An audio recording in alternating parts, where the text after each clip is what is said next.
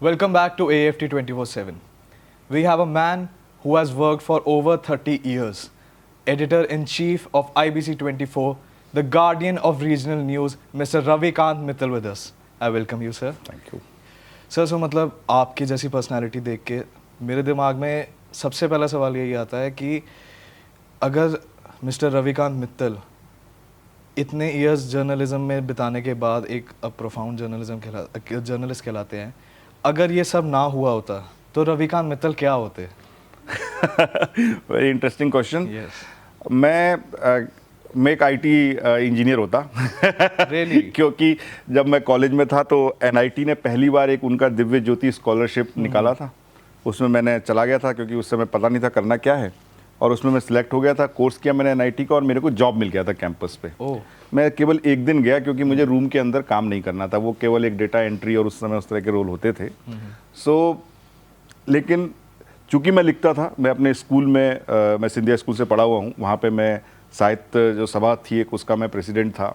प्रतिबिंब सोसाइटी थी जो ड्रामेटिक्स में थी, वो मैं करता था। तो एक मेरे को शौक था लिखने का। तो जो मेरे दोस्त होते हैं, आप लोग, मैं दिल्ली यूनिवर्सिटी से पढ़ा हुआ हूँ, तो मेरे दोस्त लोग थे। तो उनमें किसी ने कहा कि उस समय जर्नलिज्म जो है, टीवी इंडस्ट्री जो है, सनराइजिंग इंडस्ट्री थी। मैं प्योर टीवी का आदमी हूँ, मैं कभी प्रिंट में काम नहीं किया हूँ सिंस 1995। तो उन्होंने कहा कि यार तुम लिखते अच्छा हो, बोलते अच्छा हो, तो क्यों ना टीवी में ट्राई करो। तो इस तरीके से मैं घुस गया, या तो और नहीं तो मैं शायद लॉयर भी होता, क्योंकि मैंने लॉ भी किया हुआ है। आपने लॉ भी करा? लॉ भी किया हुआ मैंने। तो मतलब एनआईटी, कौन सी NIT basically? NIT national institute, जो एक प्राइवेट आपको जो पढ़ाते थे, ट्रेनिंग कराते थे। अच्छा, आई थॉट एनआईटी। नो। अच्छा, ऑलराइट। सो आपकी लाइफ में मतलब जैसे कि आपने बताया कि ये जो एक टर्न आया था जर्नलिज्म की तरफ, कि टीवी जर्नलिज्म, तो ये शुरुआत मान सकता हूँ मैं इसकी, आपके जर्नलिज्म। बट एक मेजर ब्रेक होता है कि मेजर टर्नओवर लाइफ का जर्नलिज्म की लाइफ में आपकी, तो वो क्या रहा था आपके लिए? देखिए, बहुत इंटरेस्टिंग है। उस समय जर्नलिज्म आ ही रहा था टेलीविजन का। प्रिंट जर्नलिस्ट होते थे, टीवी की शुरुआत थी। तो मैं सीख रहा था। उस समय दूरदर्शन था, तो दूरदर्शन में एक प्रोड्यूसर थे, उनके साथ मैं काम सीख रहा था। तो नलिनी सिंह का, अगर आप लोगों ने नाम सुना हो, काफ़ी सीनियर हमारी जर्नलिस्ट है। तो उनका एक शो आता था जो आता था आंखों देखी के नाम से। तो उसका वो एक बार पायलट प्रोजेक्ट बना रही थी। तो जिनके साथ मैं काम सीख रहा था, उन्होंने एक कैमरा भी ले रखा था। उन्होंने उनसे कैमरा हायर किया, और चांस की बात थी कि जो उनके रिपोर्टर्स थे वो उस समय अवेलेबल नहीं थे जब उनको टीम भेजनी थी कश्मीर शूट करना। And I am talking about 95-96 when it was very disturb Kashmir. तो उनने, जिनके साथ मैं काम करता था, उनको रिक्वेस्ट की कि यार ये लड़का रवि, मैं गया था कैमरा देने, कि यार इसको भेज सकते हैं क्या रिपोर्टिंग करने। मैंने रिपोर्टिंग की नहीं थी, मैं तो टीवी प्रोडक्शन सीख रहा था, साउंड सीख रहा था, एडिट कैसे करते हैं ये सीख रहा था, कैमरा सीख रहा था। तो मैंने कहा सर मैं करूँगा क्या जाके, मुझे तो कुछ आता नहीं। बोले नहीं, मैं तुम्हें समझा दूंगा क्या करना है। और उन्होंने कहा मैं भी समझा दूंगा। तो इस तरीके से मैं पहली बार वो पायलट बनाने आंखों देखी का मैं गया था। अच्छा। मैंने वहाँ, उन्होंने बीएसएफ के साथ इंतजाम किया था, हम गए वहाँ पे, हमने रिपोर्टिंग की। 2 स्टोरी की थी कि पहली बार कुछ पंडित हिंदू फैमिलीज श्रीनगर लौटी थी और वो एक मंदिर में रुकी हुई थी शिव भगवान के, तो एक वो स्टोरी करनी थी। और बीएसएफ ने पहली बार डबल डेकर बंकर्स बनाए थे लाल चौक पे। अच्छा। तो बंकर्स थे, तो ये मैं 2 स्टोरी में करके आया था, जो कि आंखों देखी के पायलट में यूज हुई। और वो पायलट पास हो गया, नलिनी सिंह को आंखों देखी दूरदर्शन पर मिल गया। तो 3 महीने बाद मेरे पास पहली बार कॉल आया कि आपसे मिलना चाहते हैं, आप आइए।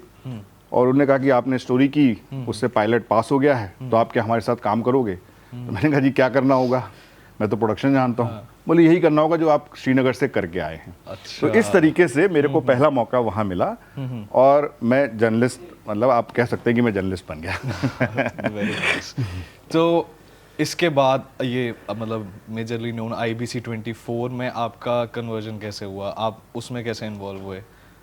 IBC 24 is a long journey. This IBC 24 जो अभी है, ये 2008 में जी 24 घंटे छत्तीसगढ़ होता था। अच्छा। एक जी न्यूज़ का पहला फ्रेंचाइजी मॉडल था। अच्छा। जो कि मैंने 2008 में रायपुर में जाके लॉन्च किया था। अच्छा। तो मैं जी के साथ था, करीब 8 साल मैं जी के साथ रहा। और मैंने उनका सबसे पहले मुंबई में जी 24 तास, एक रीजनल चैनल है मराठी का, उसको मैंने लॉन्च किया था। अच्छा। और उसके बाद जब फ्रेंचाइजी मॉडल में गए, तो वो लॉन्च करने के बाद मेरे को रायपुर भेजा, तब मैंने ये चैनल लॉन्च किया था। लॉन्च करने के बाद मैं वापस आ गया था। उसके बाद मैं इंडिया टीवी में रहा, आज तक में रहा, न्यूज़ एक्सप्रेस में रहा, TV9 भारतवर्ष को हमने लॉन्च किया, और फिर अब वापस जाके, क्योंकि मैं लॉन्च किया हूँ चैनल, उससे मेरी एक अलग से एफिनिटी है, मेरे को लगता है कि हमारा चैनल है, और तो मेरे को इलेक्शन से पहले मैं दोबारा वहाँ पर हूँ, पहले भी मैं रह के आया हूँ, तो इस तरीके से, तो it's a long journey, but now I enjoy, you enjoy your job so that you can go always back to it.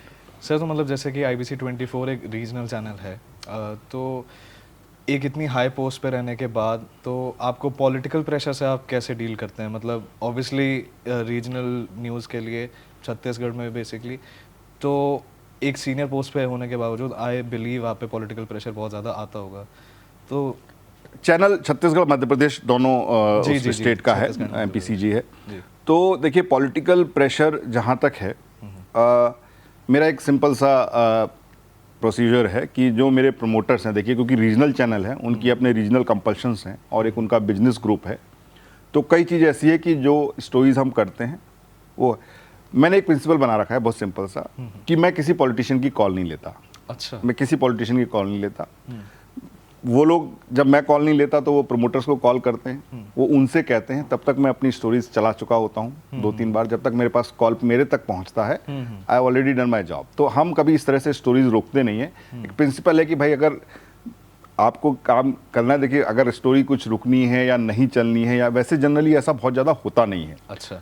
It's not that कि कोई बहुत ज़्यादा पॉलिटिकल प्रेशर है, लेकिन अगर किसी स्टोरी में हो भी गया या कुछ इस तरह का काम हो गया जो लग रहा है कि गवर्नमेंट को उनके खिलाफ जा रहा है, तो हम स्टोरी चलाते हैं, हम अपना काम कर लेते हैं। उसके बाद अगर 2 बार स्टोरी चल गई, मेरा काम हो गया, अगर रुक भी जाए तो वैसे भी आप 2-3 बार से ज़्यादा नहीं चला सकते किसी चैनल, तो ये अपना काम हो जाता है उससे। जी। तो अभी थोड़े टाइम पहले जब बजट आया तो IBC 24 पे हमने आपका जो ओपिनियन था देखा, तो आपने बोला कि संतरा बजट है ये और विकसित भारत के लिए है। तो मतलब हमारे व्यूअर्स के लिए, अगर आप ऑब्वियसली आप इतना नहीं एक्सप्लेन कर पाएंगे सारा, बट थोड़ा सा अगर आप एक्सप्लेनेशन इस चीज़ की दे पाएँ। तो देखिए क्या है कि आप जो भी चीज़ समझाएं वो आम आदमी को आसानी से समझ में आए, क्योंकि बजट एक ऐसा सब्जेक्ट है जो कि बहुत आसानी से लोगों को समझ में नहीं आता। तो मेरी हमेशा से कोशिश रही है कि उसमें से कुछ ऐसी चीज़ निकाले जो आम समझा सकें, क्योंकि जैसे कि करीब 6-7 साल पहले की बात है कि टैक्स में से जितना पैसा बचना था उसमें से 1 किलो जलेबी आ सकती थी किसी के लिए। तो हमने कहा कि ये जलेबी बजट है आम आदमी के लिए, कि आप जो पैसा टैक्स से बच रहा है उसे आप जलेबी खरीद के खा लीजिए। जी। तो इस बार जब मैंने देखा तो उसमें जो सबसे इंपॉर्टेंट था, और मेरी फील्ड से था, हम लोग की फील्ड से था, कि उन्होंने ऑरेंज इकोनॉमी की बात की थी। जी। देखिए गवर्नमेंट अगर इतनी प्रोग्रेसिव तरीके से सोच रही है, जिसमें कि आपका एनिमेशन, विजुअल इफेक्ट्स, ABC जिसको कहते हैं गेमिंग, एंड C से और कुछ होता है, तो ये चीज़ों की उन्होंने बात की।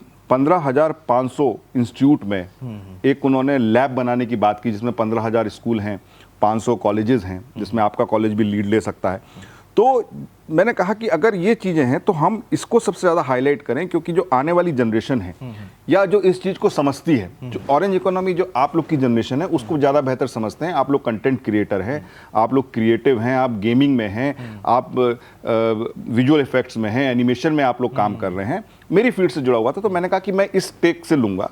हालांकि मैंने बाकी चीज़ें भी बताई जो उन्होंने फार्मर्स के लिए किया या और भी चीज़ें की, लेकिन मेरा टेक ये था, चूँकि ऑरेंज, हालांकि उसका कोई मतलब संतरा नहीं हो सकता, लेकिन कनेक्ट करता है। तो बेसिकली कोशिश ये रहनी चाहिए, मैं अपने न्यूज़ रूम में भी कहता हूँ, कि आप ऐसे चीज़ों को पिक करिए जो सीधे लोगों से कनेक्ट करें, तभी तो आपको लोग देखेंगे। नहीं तो अगर आप ज्ञान अपने ही बताते रहेंगे तो कैसे ज़्यादा हो। तो बस ये कोशिश थी और कुछ नहीं। Thank you so much sir, really nice. बातें तो बहुत चलती रहेंगी, बट एक जाने से पहले क्विक रैपिड फायर राउंड खेलना चाहेंगे हम आपके साथ। कोशिश करूँगा। बिल्कुल, मेरे पास एक लिस्ट ऑफ क्वेश्चन और हम एक एक करके चलते हैं। प्रिंट जर्नलिज्म और TV journalism? TV. I think this is already answer. Breaking news और investigative long format news? Investigating long format news. All right. One word that defines our media today? Very difficult question. So it's need more credibility, I think. All right, credibility. Yeah. Speed or accuracy? Accuracy. Accuracy. So AI and journalism, do you feel it is an opportunity or a threat? Absolutely opportunity, no threat. Nice. One quality every young journalist should learn, according to you? Honesty and hardworking. 2. All right. Bonus for you guys. So, the toughest decision you have ever taken as an editor-in-chief? toughest decision I have ever taken as a editor in chief. Hmm. I think it's not coming rightly in my mind.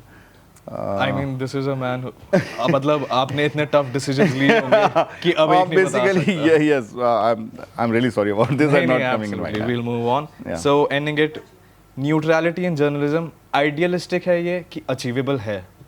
Achievable है. Achievable है. So all right, you have heard it from the man. Thanks for watching, guys. This has been AFT 24/7. Keep watching for more updates.